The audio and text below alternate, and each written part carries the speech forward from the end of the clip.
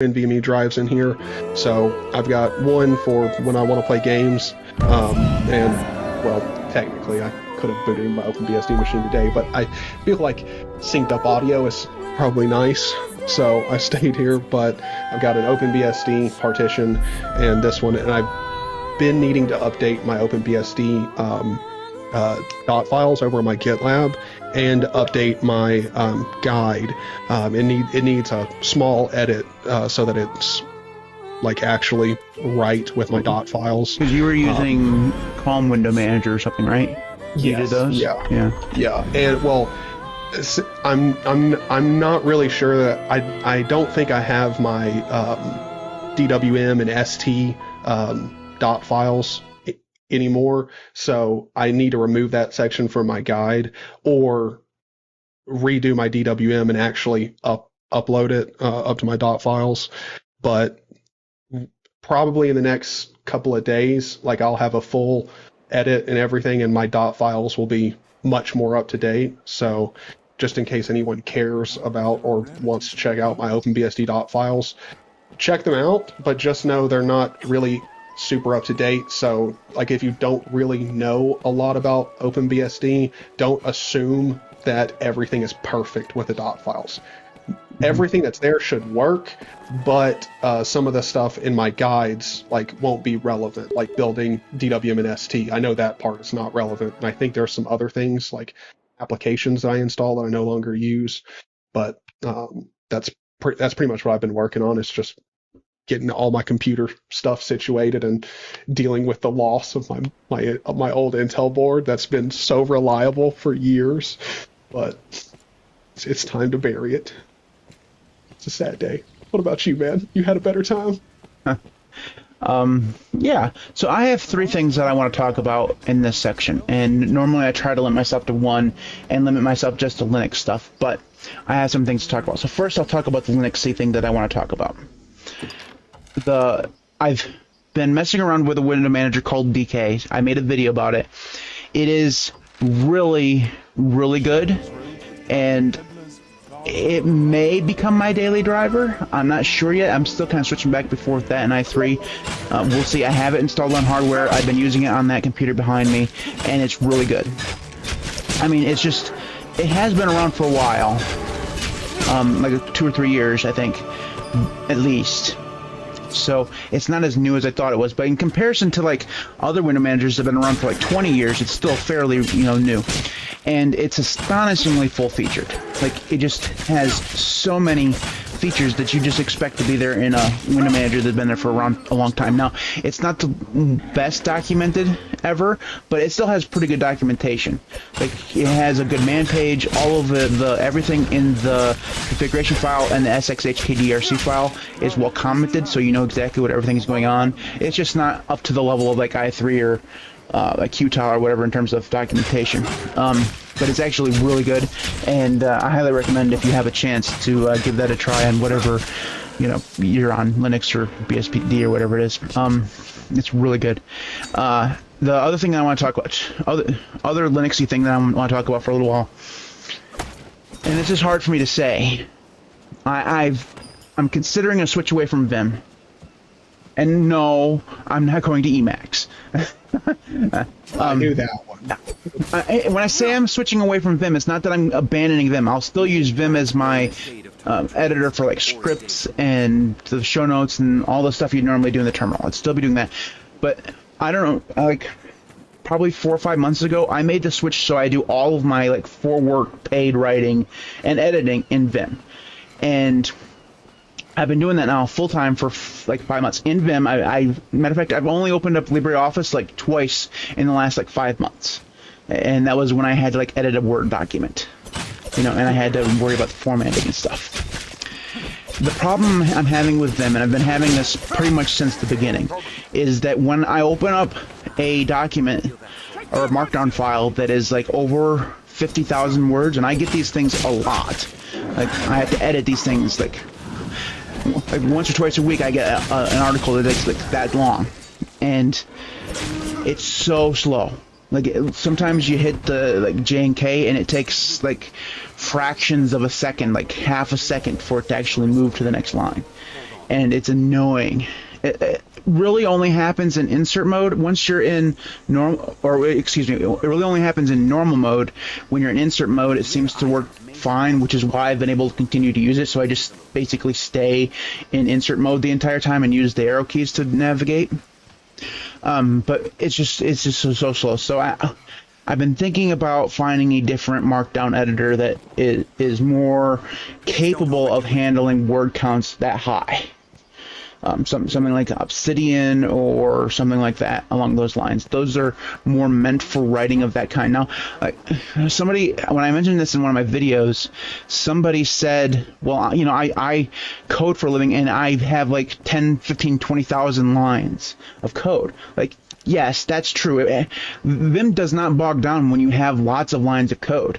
But the difference between lines of code and a history article is that these are actual like full paragraphs full of stuff. When you have 20,000 lines of code, you maybe have, you know, 10,000 words, you know, because those it's not a full paragraph, you know, so it's different. For whatever reason, Vim just does not handle that amount of words all that well. Now, it's possible that it's a plugin that I've had, but the problem is that I've disabled all the plugins that I don't need. Like if I disable Goyo and I disable the light house, light room, light show, whatever the hell it's called, if I disable those two, there's no reason for me to use Vim because those are amazing things that I want to use. You know, I want to use that distraction-free thing. If I had to disable them, then I have, other than the Vim keys, there's no reason for me to use them other than being a nerd. You know, so I don't know. So anyways, that's the. I'm thinking about switching away from Vim for my writing, which is, you know, it's been a good experiment, but it's just, I don't know, it doesn't seem to be working all that well. It's a shame. The last thing I wanted to talk about is something I need to rant about for just a minute. So, and this has nothing to do with Linux, so I apologize to begin with. It really has nothing to do with computers, actually. It has something to do with mobile phones, and that is I'm having this problem where when I'm at home I get no service, and I've always had this problem with T-Mobile. I use Ting, which is, you know, they're an MVNO, and I have a T-Mobile SIM from them. And when I was on the iPhone, I didn't really notice the problem because I had Wi-Fi calling. And I just, you know, set up the Wi-Fi calling and it just worked fine. On the Android phone that I got, that doesn't have Wi-Fi calling through T-Mobile for some stupid reason. I contacted Ting. They said that T-Mobile had turned the feature off or something. I don't even know. So this morning I was like, you know, I've had enough of this going in and out of service. Like I can walk from here to the bathroom, which is like right next door. I can have service in the bathroom. I have no service when I'm sitting here. It's stupid. My mother wonders why I spend all my time in the bathroom. It's not because, you know, it's not for the usual reason. It's just because that's the only place I have service. So funny. Oh, that's good. I didn't even know it was going to go that direction, but it did. Anyways, I contacted Ting this morning. I was like, I'm just done with this, and they have another partner where they're an MVNO of, so they are partnered with Verizon as well. So I was like, what will it take for me to be able to get a Verizon SIM just to put in my phone? Because my phone is unlocked, it'll work with Verizon. Here's where the rant comes in. In order to switch to a Verizon SIM card on Ting, which is same company, so I'm just be moving from Ting to Ting, right? They just ship me a SIM card and I put it in my phone. That's the way it should work. But no, the way you have to do it is you have to open up a new Ting account with a new email address, and then you have to switch away from Ting to some other carrier, and then port your number back to Ting in order to switch to that new SIM card. I swear to God, that's actually what the guy told me he had to do. And I was like, okay, why would I come back? Like, why would you come back? Like, yeah. Like if I have to go through, I mean, porting a number is a pain in the ass, and you want me to do it 3 times or twice, whatever it is. I mean, it was so stupid. Like. What? Why would, like, what? Like, how does that make any sense? I would have understood, like, I would have still been stupid, but I would have understood if I had to port it from one Ting account to the other Ting account, that would have made sense to me. Like one from one Ting to the other Ting. That would have made sense, right? Yeah. Still pretty stupid that you can't just say, hey, douchebag has a new SIM card, switch to the service over to that. That would have made sense to me. But one from one Ting to the other Ting would have made sense. But the fact that you have to go from one Ting to another carrier back to Ting, the new Ting account, it's just, it's the stupidest thing I've ever heard. That's genuinely that's like you go to a car dealership and you go to a Chevy dealership. You already have a Chevy. And you're like, I would like to get a different one. And they're like, well, for you to get that one and for you to trade in yours, you're going to need to go to a Dodge or some other place. A different dealer. Buy a Ford. Trade that fucker in back on your Chevy. It was so dumb. Like I spent a half an hour in their chat this morning. I tried to understand, like, why is this the case? And the guy didn't know. It's just that's the way they'd been doing it forever. Never forget, constant vigilance. That's just like, can I speak to like a chief member of the company and can we just talk for like 5 minutes about how dumb this is? Like, what? Like, why would you make somebody go to one of your competitors to get a different plan? I can't answer the question. Also, I can hear myself in the background there, Tyler, again. Excellent news. It's like I can hear myself twice. It's fantastic. It's so good. If you want me to, I will get up and go grab my headset. It's right over there in the closet. I will try to just use the OBS thing. It won't be quite as good quality, but it'll be alright.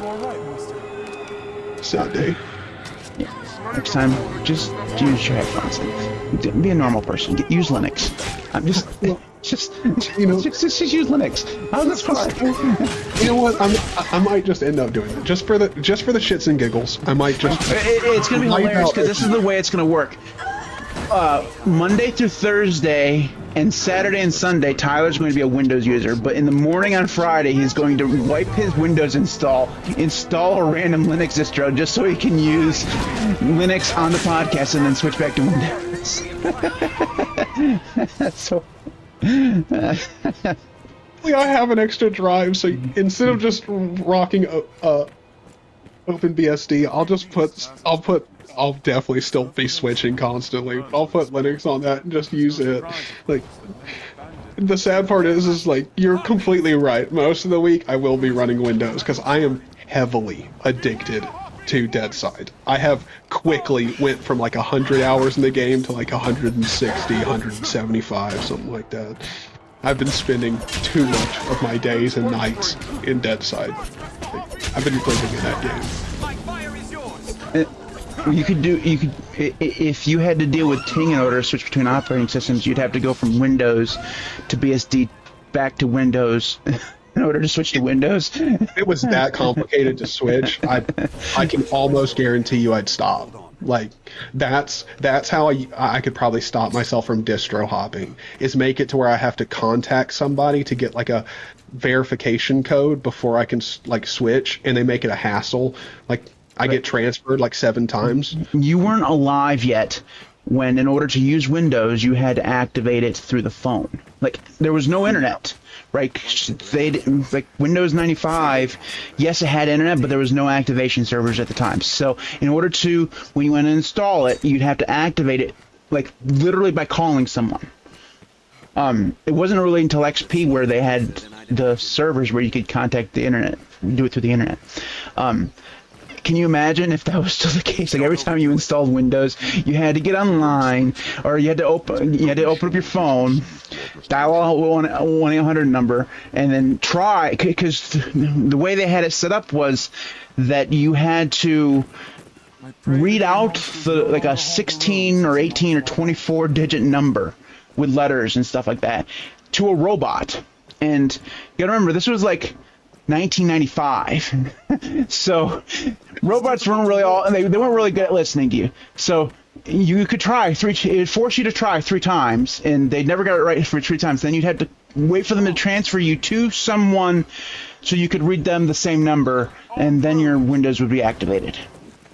You know, I'm just trying to imagine someone with like a thick Midwestern accent or something like that, just trying to read off numbers and just getting so pissed off. I got the machine like, no, I didn't say A. Like, I didn't say. Oh God, that's too much of a hassle, man. Like, no. We do have a lot of convenience nowadays that's overlooked. Now, these days, we just use Linux. Yeah. It fixes a lot of issues, unless you want to play an easy anti-cheat game where they could just press a single button and make it work on Linux, but they don't, which aggravates the shit out of me. It's one button, just devs, press it. Why? Come on. Oh yeah, Shadow. I know that you still if you want to activate Windows, there is an option to call them, and if you are trying, if you do, okay, so this has become the Windows cast, but I just want to talk about this for a minute. Even as recent as the last time I used Windows, I refuse to buy more than one product key. Like, I would never buy more than one. So I used the same Windows 7 product key for, I don't know, 15 years. It actually may have been a Windows XP product key because they let you upgrade, right? Yep. And I use it on all my computers. Like, you're only supposed to use it on one. But the thing is that it recognized if you tried to activate it online through their servers, it would recognize that you're trying to activate it on more than one computer. So it would say, hey, you already have using this on one computer, but if this is not true, give us a call. So if you called them, read out that stupid long-ass number, it would still tell you, you are trying to use this on more than one computer. But if you contacted, it would then say, if this is an error, press 0 and you can speak to somebody. If you lied to them and say, hey, I'm just reinstalling it on the same computer, they'd go ahead and activate your version of Windows. Even if you weren't actually installing it on the same version or the same computer. Like, I did that over and over again. First of all, it was stupid, but I did that over and over every time I reinstalled Windows, whether it was on this computer or on a laptop, all for all my family. That's the way I did it. I just refused to buy more than one key. So yeah, I was very aware that you can still do that. I'm not pro lying, but I'm not really against that. Like, I don't have a moral objection to installing Windows on more computer. Like, I'm not paying $110 for your license. Like, this was before this was before you could easily get like a manufacturer's version of Windows where it's like $10 or $15. It was back when you actually had to go like to Best Buy and buy a actual physical CD with like a Windows key in it. Like, it was $110. Like, I'm not doing that to put that on my grandmother's computer, or that's not gonna happen. Like, it's not worth paying that amount of money. Like, it feels bad. Like, a family member, you're not worth paying $110, but not when you can deal with 10 minutes worth of hassle and get it for free. So, anyways. Okay. Why are you people still watching this? This is supposed to be a Linux podcast. I promise we're going to talk about Linux here very soon. So let's move into the contact information. If you want to get in contact with us, you can do so any number of ways. You can subscribe to all of our feeds and stuff like that at TheLinuxCast.org. All of our links and stuff like that will be right there. You will be able to find the latest episodes, which is not true because I haven't updated it in a long time, but you can find some of our episodes anyways. Some recent blog posts, again. Those haven't been updated in a long time, but eventually I'll get a system where I can actually update that stuff. Anyways, you can email us at I think it's email at thelinuxcast.org is the email address. I don't actually have that written here for some reason. I don't know why. You can follow Tyler, who goes by Zany Online, at youtube.com/ZanyOG. He's encroaching 3,000 subscribers. Close? Yeah. It's kind of wild. Nuts! It's nuts. Like, this guy's famous. It's insane. It's good. Anyways, you should definitely go subscribe to him if you enjoy game development and random Linuxy stuff every once in a while, OpenBSD. He's literally, like, I'm surprised he hasn't done videos on, like, wildlife exploration or something at this point, because the guy's all over the place, I tell you. He could not have chosen a better username than Zany if he had tried. I have videos on me building a wagon, so, you know. It's true. He does. So anyways, go subscribe to him. You can subscribe to the LinuxCast at youtube.com/LinuxCast. All of our contact information, including our links to Twitter, Mastodon, all that stuff will be at thelinuxcast.org/contact. So, also, links to the store are on that website as well, so check out the store. Okay, so that is the contact information. We're going to move on now to the news. Now, before we move on to the news, I'm just going to make a change to the podcast that Tyler has nothing he knows nothing about. We're making a change to the podcast. So, starting next week, we're going to be stripping out the news for 1 week, and we're going to be doing a listener feedback during this period of the show. So, we'll be doing that every other week. So, next week will be listener feedback. The week after that, we'll go back to news. Then we'll do listener feedback and so on and so forth. So, if you have, when I say listener feedback, I mean like questions, comments on the things that we're talking about, whatever it could be.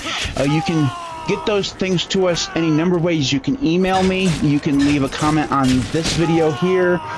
Or you can tweet at me, I guess. It would be a good way to do that.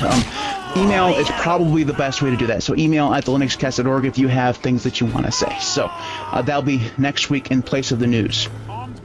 So, Tyler, every week, you and I, well, not every week previous to this, not anymore.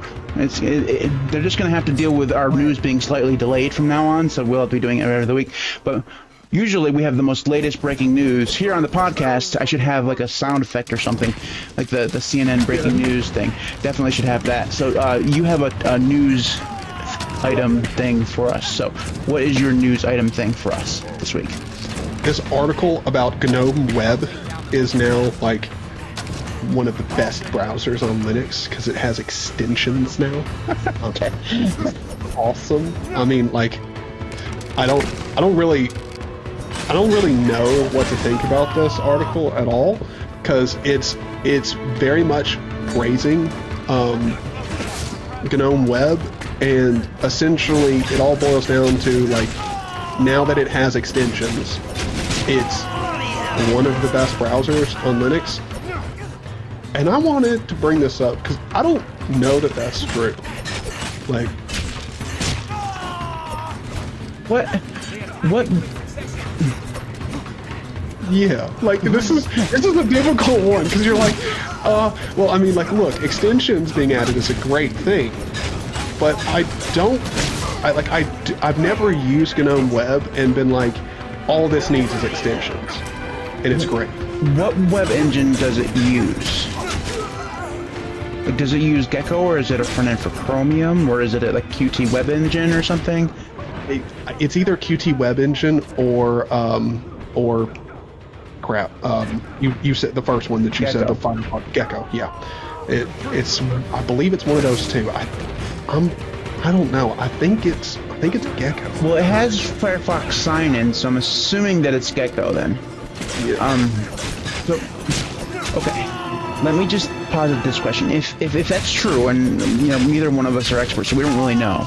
We're just guessing out our ass as usual. If that's true, though, why would you use this and not just use Firefox? Unless you're so attached to the way GNOME designs software.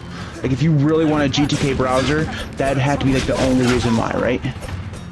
Well, I mean, I think the only two options are either you really like GTK applications, or you're using GNOME.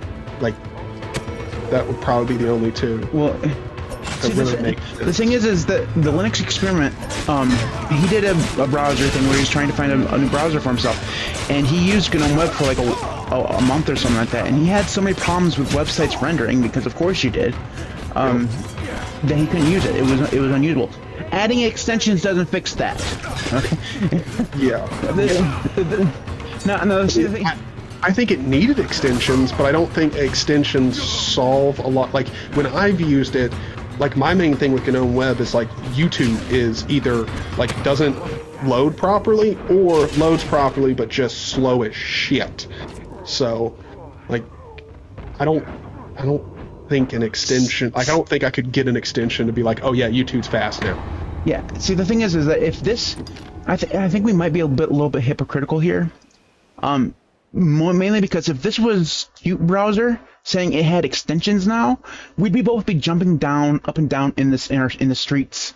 You know, if we could get real ad blocking in Qt browser, I'm never using Firefox again. You know? Yeah. Well, I've heard that some people have gotten like, I don't think it's uBlock, but they've gotten some extra way of doing like ad block in Qt browser. I think they call it Grease Monkey or something like that.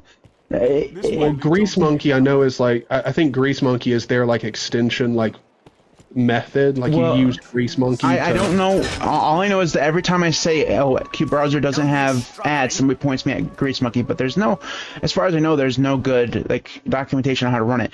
But the thing is like last year or 2 years ago, whatever, they implemented Brave's ad blocking in Qt browser, and like that sounds good on paper. It still doesn't block all the ads. It doesn't do a good job. So if Qt browser had extensions, if that's what this story was, we'd be much happier, and we wouldn't be making as much fun of. But then I made the same comment about Conqueror. Like, do people still like actually use Epiphany and GNOME Web? Like, is there actually like somebody out there that says, yeah, this is my daily driver, I don't have any other browsers? Yes, because if there's a lot of people out there that are using the I can't remember what it's called, the LibreWolf or whatever browser, like, and they rave about it, trust me, there are definitely people that use GNOME Web, because LibreWolf can't render like fucking 80% of the web, and there's people out there that are like swear by it, love it, and like major websites that like I've had to use for work or like clients and stuff like just don't run at all. Like they literally, like, it blocks so much JavaScript that like I think it blocks all JavaScript. So there's a lot of websites that just won't load. And if people are using that, then there's definitely people that are like, GNOME Web is fine for me, which is not like, that's a problem. It's well, great. No, you can use whatever you want. I'm just, it's like, it'd be like being Amish. I mean, that's really offensive, I'm sure. But the thing about Amish is you can make fun of them on the internet all they want. They're never gonna know. It's really, really horrible. And I don't mean beautiful people. They're just. I made this joke on Twitter the other day. Like you're driving along. You pass an Amish guy with his horse and buggy, and he's passing a gas station, just laughing his ass off because he doesn't need it. You know. But anyways, completely off the point. Using GNOME Web would feel like you're living in the Amazon jungle. You know what I mean? It's just, or living in the boondocks off the grid. You're Theodore Kaczynski or something. You're the Unabomber. It's like, yeah, technically you can browse the web, but it's not a great experience, so you probably don't do it all that often. You know what I mean? It's like if you wanted to put as much pain in the way of like cat videos as much as possible. Like you don't want to watch cat videos anymore, so you use the worst possible browser ever. Well, I mean, I think there's a lot of people that don't need a lot. Like they don't really like going to heavy websites, and they tend to avoid them. And for stuff like that, like, I think the more simplistic browsers are fine. Like, they're just fine. Like, you wouldn't notice a problem. But you can't recommend that for most people. Like, most people are going to need a fully featured browser, which is... I think we all agree that that's not really the future that we want. Like, we don't want our browsers becoming a secondary... We don't want it to become Vivaldi, is what you're saying. Yes. I mean, Vivaldi is atrocious, man. Like, it's just, it's atrocious. I made this tweet the other day, about a month ago, actually. It's like Vivaldi is the Emacs of web browsers. 'Cause it has everything, man. It's just, you have a web browser. It's a base thing that's meant for browsing the web, but you've built so much stuff on top of it. But you would have to give it also the spin of it also pulls like a lot from open source, and it's just like, don't steal our shit. Like, our 5% of our browser that like we made, don't touch it. Like, that's ours. Like, it's special. At this point, I was like, there was a point where both you and I were big proponents of Microsoft Edge, so we don't have a lot of room to talk in terms of proprietary browsers. So that's just, but whatever, it doesn't matter. Before we move on to my news, I just want to take a moment to apologize to anyone who's related to an Amish person, because I know that, I know that I'm going to get an email saying, "Well, that was really offensive. You shouldn't have said that." I know. I apologize. Don't cancel me. I don't think that was something that you need to apologize to. I don't think so either, but I'm covering my bases. I love like the Amish men, dude. Like, my favorite thing in the world. Like, there's an Amish community not too far from here, and they sell like a whole bunch of bread and stuff. Oh, they make the greatest shit, man. Like, I don't know what they put. They're definitely putting wheat or something in their food, because oh my god, it's really good.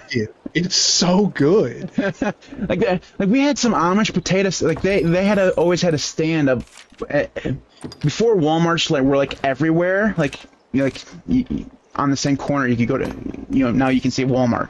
But before, there used to be like one Walmart. It was like 30 or 40 miles away from us. But we wanted to shop there because it was like really cheap. Let's gotta remember, this is the 90s. But somewhere along the way there was an Amish community, and along the road they'd have their little stand, right?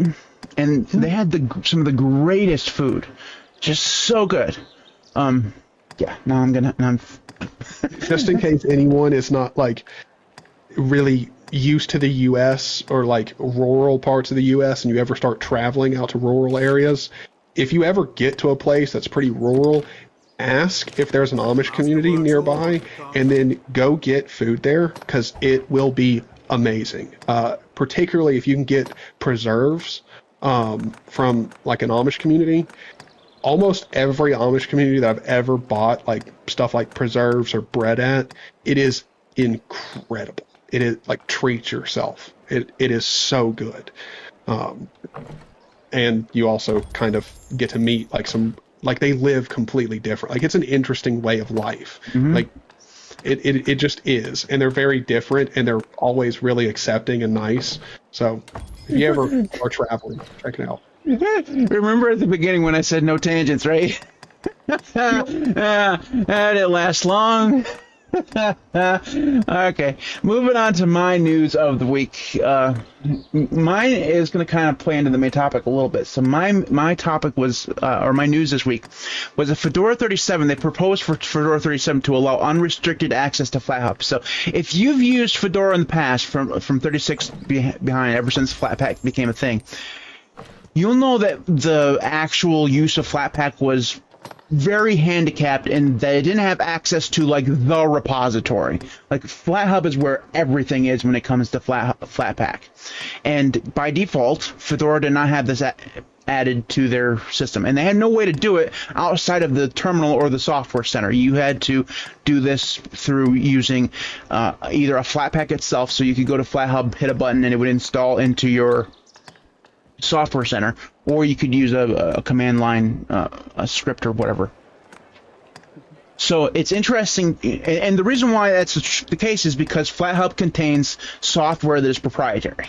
So it had, like, Google Chrome is there, it has like DaVinci Resolve on there. There's a ton of software on there that is licensed under something that is incompatible with the ethos of Fedora. It's the reason why you can't get NVIDIA drivers out of the box on Fedora. You have to enable a repo in order to get them. They don't do anything that is proprietary, except for the kernel blobs, obviously. The point is that they're thinking about allowing FlatHub to be enabled by default in Fedora 37, which I think is huge news, and also great news, because I'm always going to be an AUR guy, but Flatpak is quickly becoming the secondary package management system on all of my computers. Like when there's something that I either can't get from the AUR, or I'm just I'm more interested in it being like 100% stable, and I'm not interested in constant updates, I install the Flatpak version of it. And I think that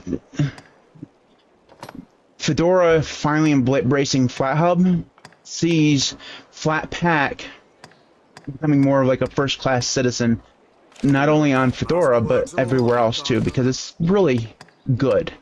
And I think the reason why they're doing this is something we're going to talk about later, is that they're more and more focusing on the development of Silverblue and ykenoWhite, and if you want to have access to a lot of software, you'd have to enable FlatHub. Having it out of the box means that both of those containerized immutable systems have access to way more software out of the box. Yeah. And I also don't see this being, like, I don't really think that you can construe this as being a bad thing. Like, it's not like having easy access to proprietary stuff is a bad thing. Like, I don't, for the people that want proprietary stuff from FlatHub, you're only making it easier to get it for the people that want it, for your users that want it. And then for the people that don't want it, you don't have to get it. Yeah, you have to install it, yeah. Yeah, and I mean, it's not like that, like, FlatHub or the Software Center is deceptive about the licensing on something. They make it pretty clear. Like, they have a section for it. Like, they show you what it's licensed under. So I don't think this is a problem. And if you're against this, I don't understand why. This is only making things easier for people and more convenient. And if you're against the proprietary aspect of some of the things that you can get on FlatHub, then you don't have to install them. They're not being shoved on you. But now you'll be able to see them, which I don't think that's really annoying. Like, Master works all, you can't go wrong. come on. Not that big. Not that big of a deal. Well, I mean, I've never understood this idea that if you hide away the proprietary software, you can just kind of pretend it doesn't exist. It's like eating a whole pan of brownies in the bathroom and then saying the calories don't count. You know, it's not really the way that kind of stuff works. You know what I mean? You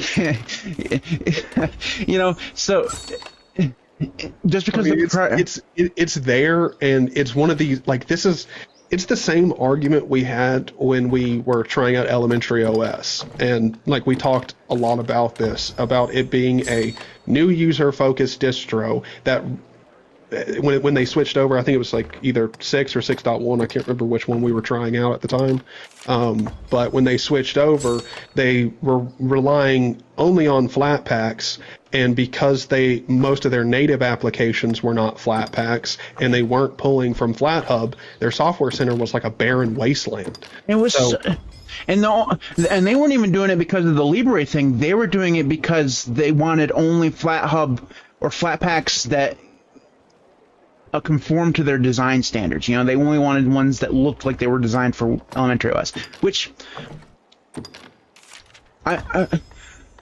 what are you doing? When they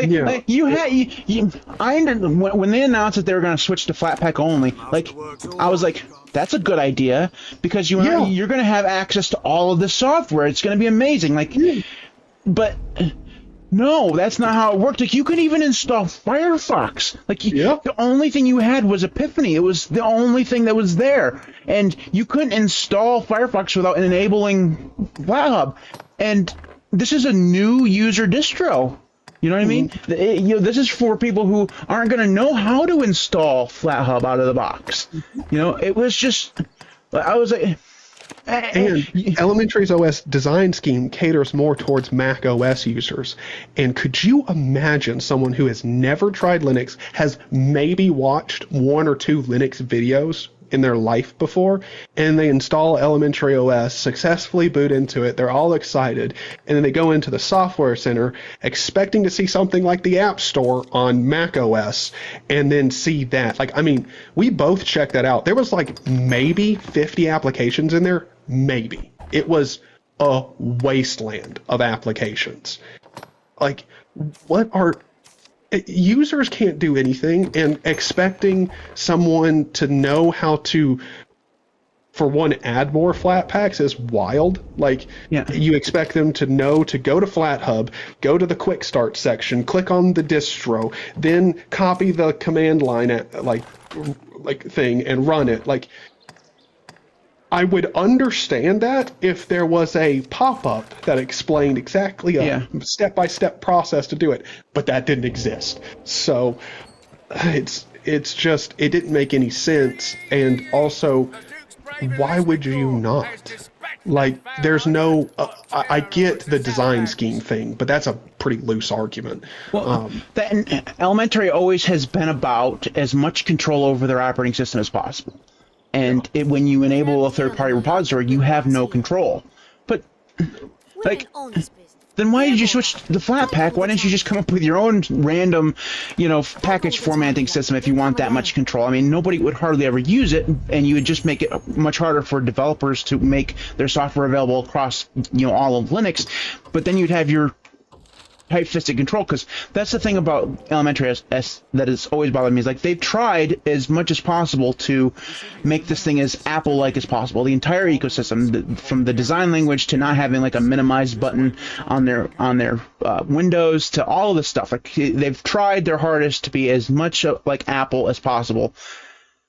And the thing is that by tightening down their desktop environment and their package management strategy so much, they've made it less good. The thing about Apple is, like, you can say all you want about Mac OS, but that thing is full featured. Like, that thing has all the features that you probably want. It does things in weird ways. It definitely is closed down. But if you want to install an application from the web, you can do so, and it's going to pop up all these warnings that are going to tell you that you're going to die if you do this, and you should download everything from the Mac App Store. But you can do it. Like, it's full featured. Yeah. The problem just to expand on what you're saying, you mean software-wise, it's full feature. Yeah, software-wise, yep. Like, it has all the things that you need to use, and while it has restrictions, you can use it as an operating system, right?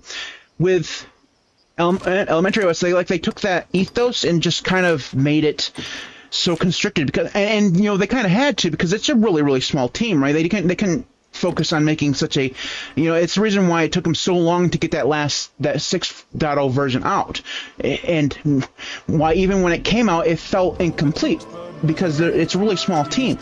But the thing is that when you are a small team, the greatest thing about open source software and Linux in general is that other people are there. Like, this is a huge, humongous community that does a whole bunch of stuff. We duplicate effort all over the place. There is no reason to be so tight-fisted on your idea for what you want with a distro to shoot yourself in the foot, basically, by saying, hey, we got to do it this way, and not have, like, FlatHub is there. It's there. Use the damn thing. I think this is something that trips up a lot of distributions. And to bring it back to Fedora, I think Fedora doing this is a fantastic decision, as long as they go through with it, with making FlatHub just there by default. A lot of distributions have either a handful of goals or a singular goal in mind, and they not lose focus, but can sometimes forget that what makes the powerhouse operating systems that most people use is software. Like, if you forget that having the software that people need is an important thing, then you can't complain when your user base shrinks or is just extremely niche and very small. Because for most people, what is a make or break is, do you have X application that I need? And if you're artificially limiting yourself software wise, it's not a great thing for new user, like not I almost said retention, but like bringing in new users. It's not a great thing. People need, especially when you're focused, or at least potentially focused, on new users, the ease of that, getting that new software, is the most important part. Yeah. If your process of getting applications or software is a little bit more in depth, like let's say like with the AUR, like, you know, you're not just going to like install an Arch distro and then if it doesn't already come with an AUR helper in there, it's not an immediate knowledge thing for a new user of knowing how to install an AUR application or anything. But with Arch, their documentation is so good that once you find out that a certain application is on the AUR and you're like, how in the hell do I install something from the AUR? There's tons of guides on it, step-by-step guides to do it. And if your distro is not like that, like Arch, where it's more aimed towards advanced users, or really advanced users just means somebody who's used it a lot and probably has experienced that problem and then figured out how to solve it. If your distro's not focused for that, it's focused on new users, getting that software and making that process as simple as possible is the most important thing. Right. That's how you get new users.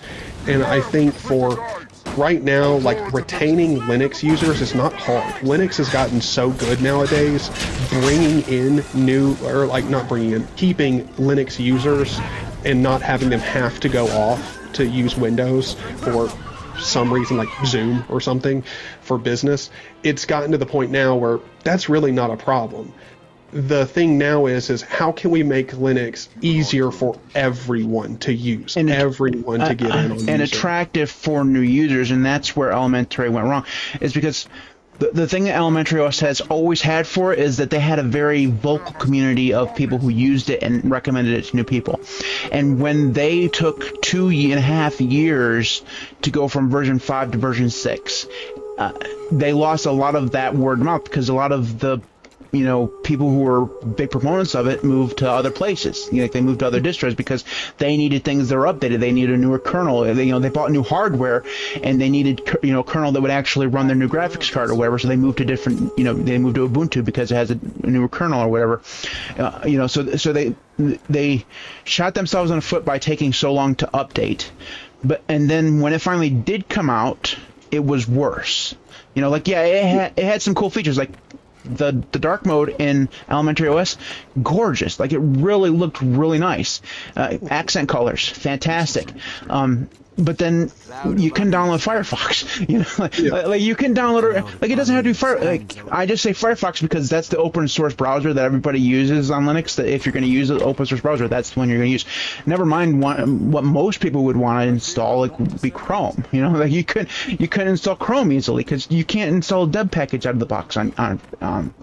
I think the biggest thing with that release of Elementary OS, which, I mean, we're talking a lot like negatively about Elementary OS. It's not like it's a terrible distro. Which wasn't even the freaking topic, by the way. Just exactly, completely moved off. But all I will say is I think what really hurt them in that way, that release would brought back people who already used Elementary OS and moved away from it because it was just older kernel, or it had just gotten not as easier to use. It probably brought them back in, and they enjoyed a lot of the newer features and were fine with just getting FlatHub or whatever. But I think for everybody, like, when that release came out, it's been so long that people were very vocal about it, and there was a lot of hubbub about the new release of Elementary OS. And for a lot of the people who are new and are like, oh, a lot of people are talking about Elementary OS, I guess I'll give this a shot. They shot themselves in the foot big time on that release, because there are definitely plenty of new users that tried it out and then were like, no, and left, and will never give it another shot. Just along those lines, and so we need to move on. But I don't know if you know who Paul Thurrott is. He's a big Windows blogger, right? He has been a Windows blogger for like 30 years. All he covers is Windows, so it doesn't matter if you don't know him. But that's the point. He only covers Windows. He has a blog about Windows, and he logged about the elementary OS 6 release. Like, that's how out there this release was, because everyone, even like some people who were just kind of follow Linux, in the periphery, they paid attention to that release, and that's how bad it was. Like, you got on there, like everybody knew this. They had an inflow of new people, and they realized once they got there, it was not good. And that's. I mean, one of the things we didn't talk about was the whole fallout of Elementary, because like the co-founders got in a big brouhaha, and one of them left, or one of them decided that they're going to leave, and then they had to kind of fight over who owned the company. Who knows if there's going to be a version 7 at this point? Who knows? Anyways. We were talking about FlatHub and Flatpak, and the reason why I said that would lead well into the main topic is because our main topic this week is containerization. And when I say containerization, I mean snaps, Flatpaks, those things, but also immutable file systems, where basically they've containerized the entire Linux stack. Like, the only thing that you have access to is the home directory. That's where you're going to live. You can make no changes to the the underlying root file system. So I wanted to talk about that, and the reason why I wanted to talk about that is because I've been using ykenoï now for almost 2 months, off and on. Most of my time has still been spent in Arch, just because I have work to do, and that's where all my stuff is, and it's just easier that way. Also been having problems with KDE, but that's kind of beside the point. So I've been using ykenoï, and ykenoï is the KDE version of Silverblue, which is the immutable file system for Fedora. Just a brief talk about how that's going. It is good, but also amazingly restrictive. Like, there are some things that you just, if you're a Linux nerd, you're kind of used to being able to do, like add an X-Sessions file. Can't do that in Silverblue, not easily, anyways. Or compile DWM in like the /opt file directory, which is something some people do. Can't do that on ykenoï or Silverblue. At least, again, not easily. And that's kind of the point, is like the idea behind the future of Linux is that when you download a distribution, you have access to your home directory, and you can do whatever you want. You can install whatever programs you want, usually from a containerized package manager like Flatpak or Snaps, probably Flatpak at this point. And that's how you get all of your applications. But you can, if you want, download things from like a terminal package manager like RPM Austria, I believe is what it's called, and you can do that if you want to, and that will then force you to actually reboot your computer in order for that application to be installed, because you've made alterations to the file structure that you don't actually have permissions to do until you reboot your system.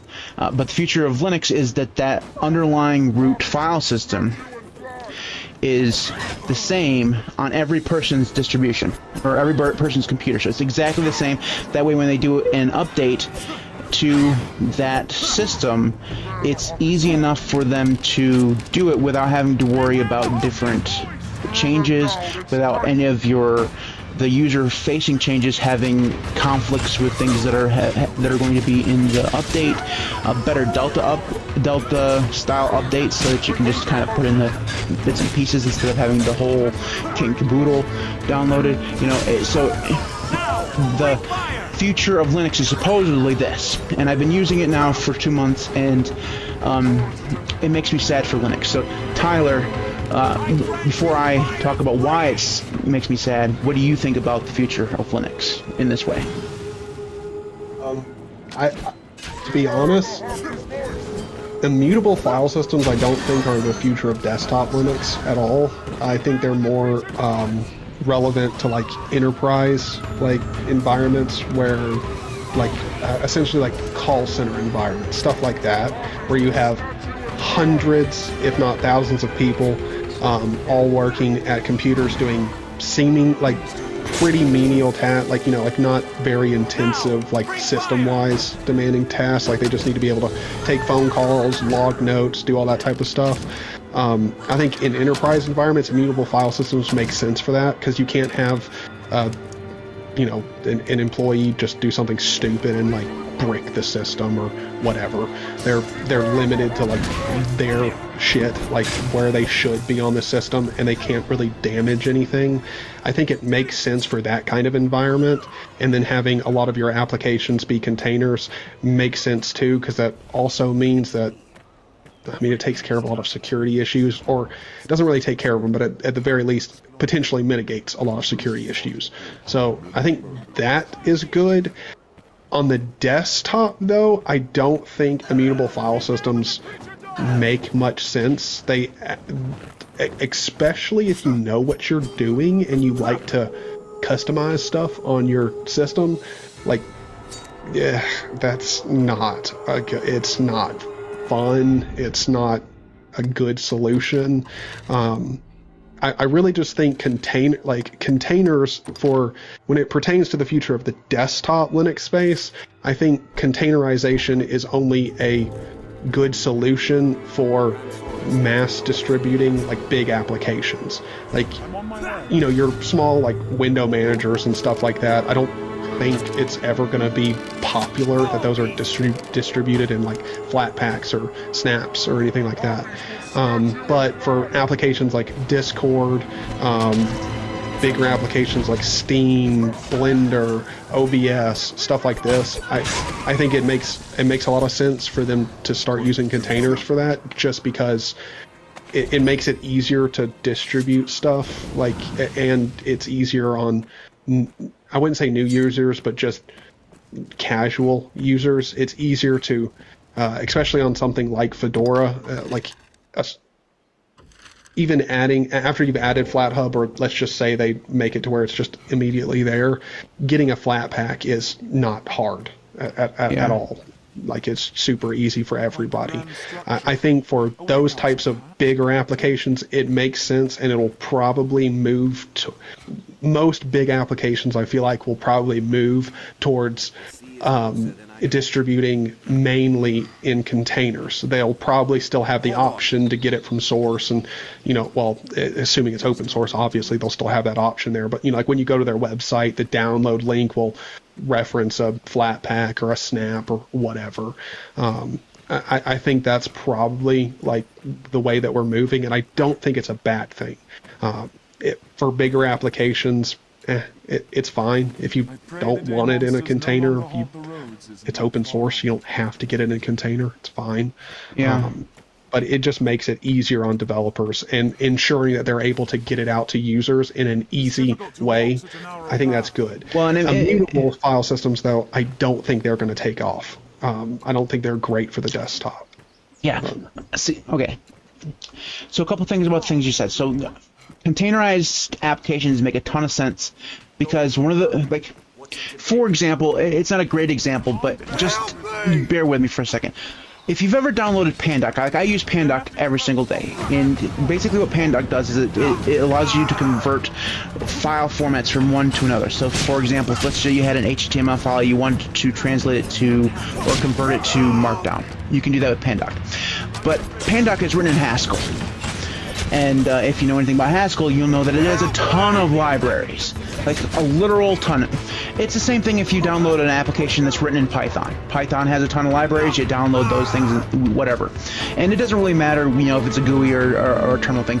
You're going to have to deal with libraries. And the thing about containerized applications that makes it so appealing to developers is that they can package the libraries and everything that their application needs right inside the container, and they don't have to worry about version numbers or any of that stuff. So you can just get that thing. It's always going to work forever and ever. That's the reason why containerized applications make a ton of sense, right? It's the reason why, you know, they've become so popular. You know, it's a really good idea. Now, we've had some problems with the idea in terms of actually implementing it. So, in traditional Linux fashion, we couldn't agree on a format, so we've created a couple. You know, that's the way we've done it. And Flatpak now seems to have been the format that most distributions seems to have kind of settled on. There are a few that still use snaps, and snaps, I think the reason why that hasn't, you know, caught on more in outside of Ubuntu is because of the it snaps and they're not very good. So containerized applications make a ton of sense. But the immutable file system, you said you don't think it's going to catch on, and I'm going to have to disagree with you, unfortunately. And I'm saying it unfortunately for a good thing. And that's the reason why I say that is because the Steam Deck, it has an immutable file system, and as more and more people are introduced to Linux through that type of thing, we're going to see that more and more. It's almost guaranteed. And I've been listening to people who are much more smart about this than I am. Like, there's a podcast called 2.5 Admins. Those guys know a lot of stuff. Another one of the late night Linux versions has Martin Wimpress on it, and they were talking about this. And all those guys are pretty much convinced that this is going to be the future of Linux. If you want to download a distro, you're going to be downloading something that has an immutable file system. And I can understand that thing. Let's just take the Steam Deck. That, I don't know why that word was hard. Let's just take that as an example. The reason why it's a good thing, right? When you have a product that you're selling to people who have no idea what the hell they're doing, they don't care that this thing is Linux. They're just buying it to play games on. You don't want them to have access to the file system. It would be like giving people access to the file system on a PlayStation or an Xbox. You know what I mean? It would probably break the PlayStation or the Xbox if they didn't know what they're doing. You know what I mean? That's the reason why an immutable file system in that situation is actually a really good idea, because you're dealing with people who don't know anything about Arch Linux. I mean, seriously, that thing's Arch Linux, and you're giving it to people who have no clue how to spell Linux, let alone use it. You know what I mean? Well, I don't know. I think the problem with this example, though, is because we're talking about a game console. I mean, that's really what the Steam Deck is. At its core, it's just a handheld console. People are going to see the success of that in people being able to use that and say, hey, this is a way to get more new users. I mean, I don't think they're actually I don't think that's true at all. I don't think that they're going to see that and say that's how you're going to get new users to use Linux. Instead, I think that they're going to see a way to make development of Linux easier across Linux distributions. So it doesn't really matter what distribution you're using. If you have this set up, it's easier for the development cycle to continue on in a steady pace, because you're not worrying about different versions of the kernel, you're not worrying about different versions of the file system. It's all exactly the same, and that's how you deal with updating it. You don't have to worry about there being 12 different versions of Ubuntu out there. They all use exactly the same one. You know what I mean? Every single one uses exactly the same one. Like, that doesn't really pertain to the immutable file system, though, because every distro is going to have different kernel versions, regardless of an immutable file system. Not if they use an immutable. For example, let's just say Ubuntu went immutable tomorrow. Every single flavor would then be using the exact same file system across the board. The only thing that would be different would be the layer on top of it. That'd be it. Obviously, it'd be more complicated than that, so don't at me and tell me how I'm drastically oversimplifying it. I don't care. That would be the point, is that they would be able to significantly lower the development time over having to create an ISO for every single version of Ubuntu. Let's just ignore the flavors. Ubuntu itself has 4 or 5 different things that they have to put out. They have like Ubuntu Core, they have Ubuntu Server, they have the Ubuntu Desktop, they have a whole bunch of different Ubuntu stuff, ISOs that they have to take care of, and that's just this version. They also have to take care of every single version since like 1404 is still being updated. So if they had an immutable file system where they knew that underlying operating system was exactly the same on every single computer, so they didn't have to worry about different hardware blobs in the kernel and stuff like that, all this stuff that developers have to deal with, it's all exactly the same. It makes it easier for them to develop. Now, obviously, not a developer, so I'm sure I got some of that wrong. Well, but see, the immutable file system has nothing to do with that, because different distros are still going to have different layout. Like, what does Ubuntu care about what Arch Linux is doing? This is not about how. But Ubuntu is not the software developers. They're just the distro. software developers, like I don't think many software developers have an issue with the layout of a distro or that really causing problems. No, it has nothing to do with the layout. It's the root file system. It has nothing to do with any of the other stuff. That's the reason why ykenoite and Silverblue are basically the same underlying system. You can update them both at the exact same time. It pulls from the same source of code, even though one uses KDE, one uses GNOME. You know, the KDE and the GNOME part doesn't matter whatsoever because it's living in an abstraction layer above the root file system. You know, that root file system is exactly the same on ykenoite as it is on Silverblue, and that means that they can update them both at the exact same time with the same stuff that they have to put into them, without having to deal with, hey, I have to go update the stuff on Silverblue and then go do the exact same work slightly differently on ykenoite. That makes sense. And like, it's not. We're saying I'm saying this like it's the future of Linux, but regular Linux isn't going to go away like tomorrow or even 20 years from now. You're still going to be able to download Gentoo and do all of your compiling as much as you want to. There's 0%. I mean, yeah, I totally get what you're saying. Like, all you're saying is that for the majority of people in the future, they'll probably be running an immutable file system. Because it's so much easier for developers. I think that you're right that this doesn't give and from my experience over the last 2 months, this doesn't give regular users a lot of benefit.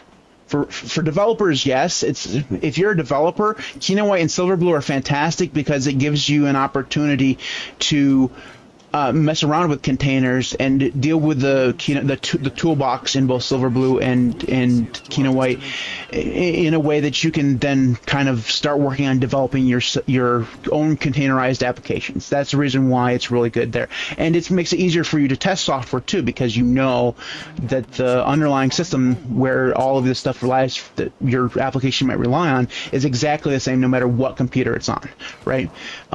So for developers, it makes a ton of sense. For regular everyday users, I don't think I mean, you and I are going to care. Like, we're tinkerers, right? And that's the reason why I said earlier that it makes me sad for the future of Linux, is because one of the reasons why I like Linux so much is because you have control over everything. Like, if you want to go delete your Etsy file, you can do that. I mean, you have a broken computer at the end of it, but you could do it if you wanted to do that. With this, you couldn't. There's no way you don't have access to the Etsy file or directory. It's just not there. Well, I mean, it's there, but you can't delete it. You're very right. I think for us, it's just going to be, we now have, like, I think the sad part is if you're right and immutable file systems do become more popular, and more distributions switch over to them, that just means we're going to have, like, a lot of the distributions that we, like, or maybe spin-off distributions, like, let's say, like, Arch doesn't go immutable file system, but, like, most Arch derivatives, like Arco, Endeavor, all of them start switching over to more immutable file systems and everything.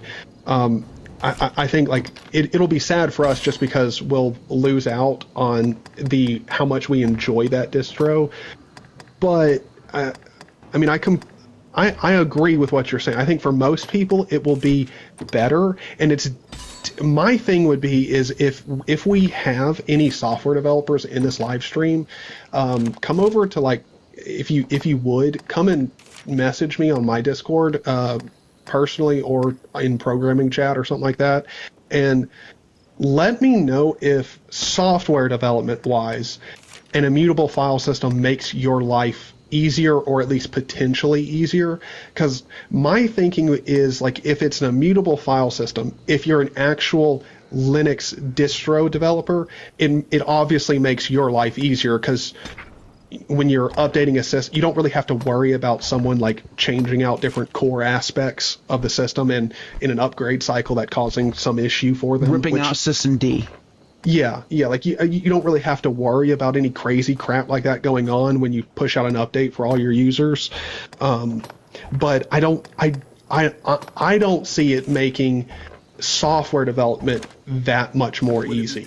It might make it easier in some ways, but from what I've been told about software development, the aspect that helps the most is the containerization with having libraries, not like you specifying the libraries you need and no one accidentally changing or updating or whatever. The thing about that is that you got to remember, I'm not a developer, so I haven't been able to test any of that stuff.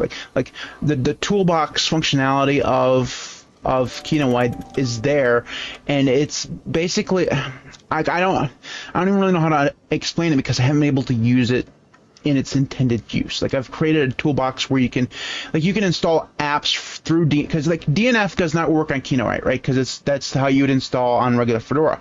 You use RPM Austree and ykenoWhite and Silverblue, but you can use DNF inside of a toolbox to install software. And the toolbox is like a containerized version of the operating system, like where you can actually make changes and stuff like that, and then you can.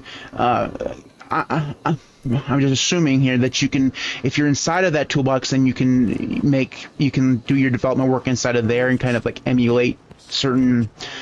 I don't even know. It's really hard to explain, and I can't explain it well because I'm not a developer, so I don't know what the actual benefits of this for a developer are. From what I've heard other people say is that it's easier or better to do development work on a immutable file system. Now, somebody in the chat said that containerized applications and immutable file systems aren't the same thing. We know that. Like we're not trying to say that they're the same thing, but they definitely do go hand in hand. Like there's a reason why the primary way of installing applications on Silverblue and ykenoWhite is Flatpak or Flatpak. If you're using Ubuntu Core, they're not related, but they might as well be. Right. You know, like they're used in tangent with each other a lot. Because trust me, if the only way to install software on ykenoWhite was to use RPM Austree, no one would ever use it. Because you'd have to reboot your computer after every single installation. That's worse than Windows, by the way. That'd be worse than using Windows, because at least with Windows there are some applications that you can just use without rebooting. It'd be like installing a virus software on your Windows machine every single time, because you have to reboot it after every single. It'd be horrible. Doing it once, you're not supposed to use RPM Austree. You're supposed to use Flatpak. That's the reason why it's acceptable that RPM Austree does things that way. So, yeah. Josh It's Art says that it's basically desktop and Android on desktop. That's exactly it. Because Android has an immutable operating system. Yeah.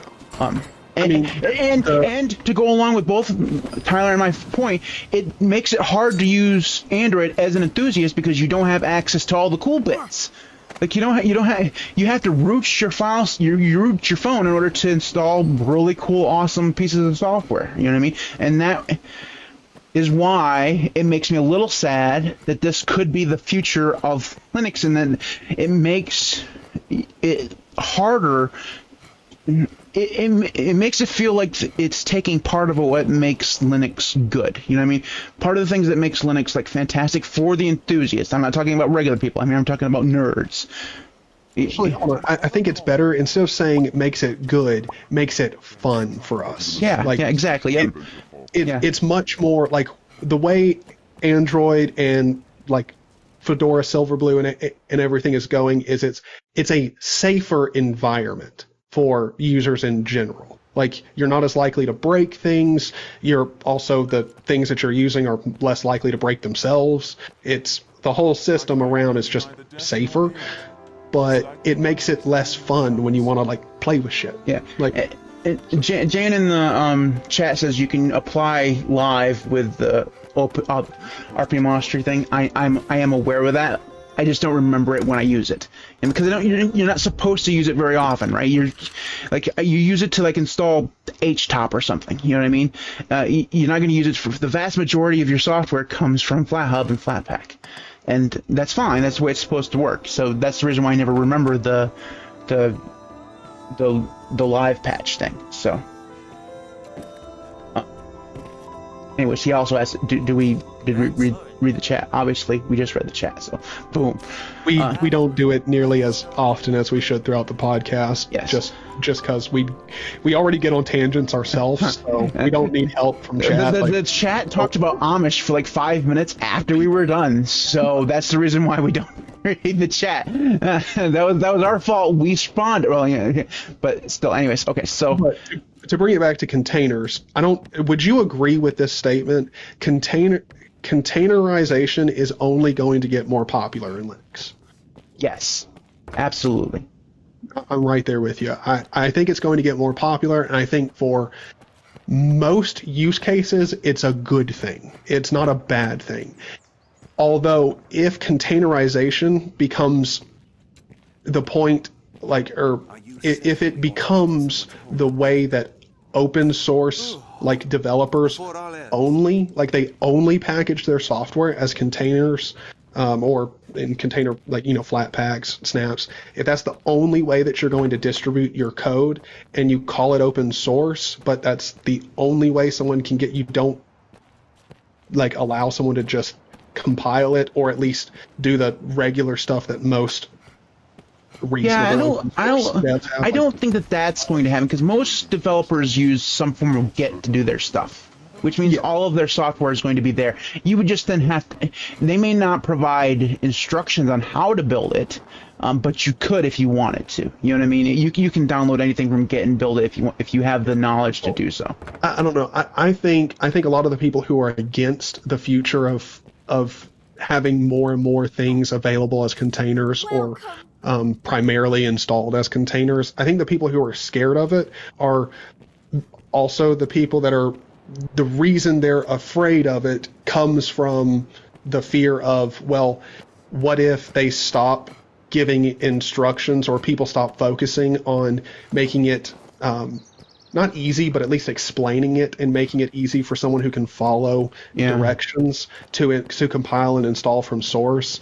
I don't think that's going to happen, but I do understand the fear, and I don't think it's something to completely not worry about. I think it's something to still talk about and ensure that developers at least hear people talking about it, because it's kind of important to be if everything is going to be super easy to get as containers, that's great. But for the people who want it from source, who want to tweak it or do that, it still there should be an emphasis on allowing that to be easy, or at least having it documented. Yeah. The real problem is going to come not with the ability to build stuff from source, which I do think will probably be a little bit of an issue, but the real issue is going to be the fact that we have at least three ways of containerizing this thing. And in true Linux fashion, most applications you want can be available through all three different ways. So you can get it from a snap, you can get it from a Flatpak, you can get it from an app image. You can do those things. If you want Firefox, you can get it all three ways if you want, whatever way. The problem is that they're all going to be maintained by different people. So the person who maintains the Snap version of Firefox and the person who maintained the Snap or the Flatpak version of Firefox, they're two different people, and one may be more reliable at keeping something up to date than the other. So if you're using the Flatpak version of Firefox, you may be this is just an example, you might be a version behind than the version of Snap, which is the official version. Same thing with OBS. OBS has an official version in FlatHub, right? That's where you're supposed to get OBS from. There's also a Snap version of OBS, but it's maintained by somebody different, so you may be a version or two behind. Also, they're going to be compiled in different ways. So the Snap version of OBS has a ton of plugins already installed for you. It's kind of the reason why people would want to use the Snap. It's really good. But the Flatpak version is not going to have that. It's just going to be the regular old Flatpak version of OBS.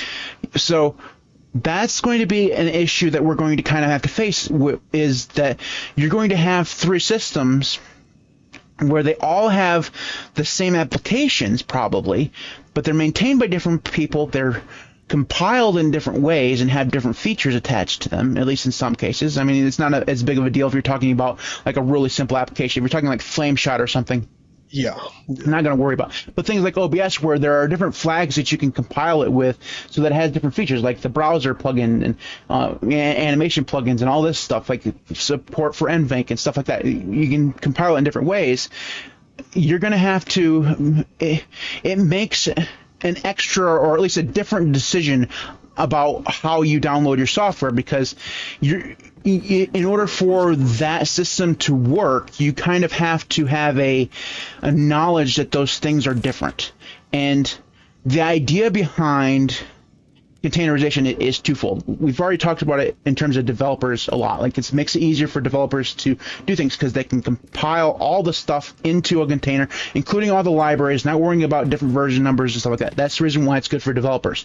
For users, it means that it's really all the libraries are there. You don't have to worry about it.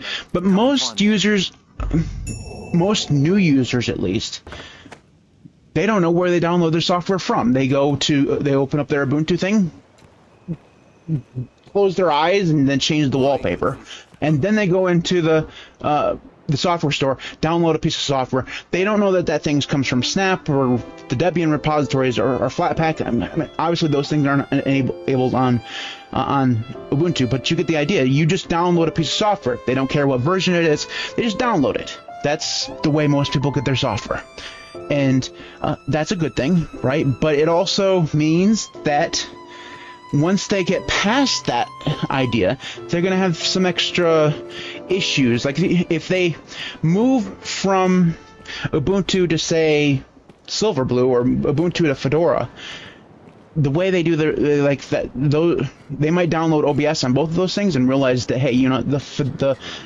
OBS version on Ubuntu and the OBS version on Fedora, completely different. You know, either they're different versions or they have different things enabled, and that is going to make it a little bit harder for people to move around on Ubuntu, or at least, maybe not harder, but more complex, at least a little bit. So, yeah. I don't know. I think I don't know. Really, in all honesty, I think the Flatpak, Snaps, and everything, the debate between which one is going to like win out and see the best development, the most development focus. I think one of them is going to have to win out eventually. Like, not saying that like the others will just fall into obscurity and like completely wither and die, but they will just fall into that obscurity where they're still available. There's still plenty of them around, but they're not a focus. Yeah, see, I disagree with that completely, and the reason why is because Flatpak has technically won at this moment we're in right now, but Canonical has a lot of money. And they're the most stubborn mules in the world. So that means Snaps is going to be continuing to be there for a long, painfully slow time on Ubuntu. And Ubuntu, whether you like it or not, is still probably the distro that most people download for the first time. That's the reason why Snaps is going to I think you're probably right in that, like, Flatpak, like, outside of the Ubuntu world, Flatpak is going to be the thing. You know, we were pretty much there. App images never had a chance. Sorry, app image guys. Like, I made a video about app images, and man, did that piss a lot of people off. I'm one of the app image guys, man. I freaking love app images, but I'll admit, like, no, they've lost. Like oh, I'm not gonna get into that because that pissed a lot of people off. Like they did not like that video at all. But the point is, like, Flatpak everywhere else outside of Ubuntu, definitely going to be the thing. Inside of Ubuntu, Snaps is the thing. Like, it's going to be the thing for a long time because I don't see Canonical ever admitting defeat in that area because they want that control. Because you got to remember, whereas Flatpaks were created for the desktop, they were created for us. You know, the people who use Linux. Snaps weren't created for us. They were created for enterprise and servers. That's where they were created for, and that's where they work really well. They were adapted to work for Ubuntu desktop, and that's the reason why they have so many problems, because they weren't really meant for Ubuntu desktop. And because they were developed for the enterprise, and that's where Ubuntu makes their money, and they want all of that control, they're not going to be abandoning Snaps anytime soon, if ever. Well, I mean, I as far as control, I don't know, because hasn't Ubuntu or Canonical open sourced the server side of Snaps now too? No. Oh, okay. I didn't know that. No, still the Snap store or whatever it's called is still proprietary. Okay. Well, all right. See, like, the thing is like, I don't know, man. Like, I know Ubuntu and Canonical are stubborn as shit, and they're going to continue with snaps, but I think Flatpak should just be the way that everything's done. It's really not a difficult task to get Flatpak set up on pretty much any distro. Well, you and I we agree on that. You and I also both think that Linux and open source is amazing. We both agree on this. That's the reason why we do the podcast, right? And one of the things about open source software in general is that anybody can do whatever they want. That's the reason why we have 14 different package managers and 300 or 3,000 different distributions. You know, say what you want. The differences between, Elementary OS and Ubuntu on a fundamental level aren't that much. You know, they both use the same kernel, they both use the same package manager. One's a little bit more restrictive than the other, but they basically are the same. But one is still a different distribution. You know, they broke off from Ubuntu. You know, same thing with Linux Mint, Arco Linux, Manjaro, all these things. That's the reason why we have so many different things. And that's the reason why we're never, ever, ever, ever going to agree on just a single thing. And whether or not we even want to is a debatable. Like, if we said we just all have to use this one thing, like, there's a reason why so many people hate System D, right? System D is fantastic. Like, it really works really good. And everybody, like, you and I both agree, everyone should use System D. Like, at least every new user should just use System D.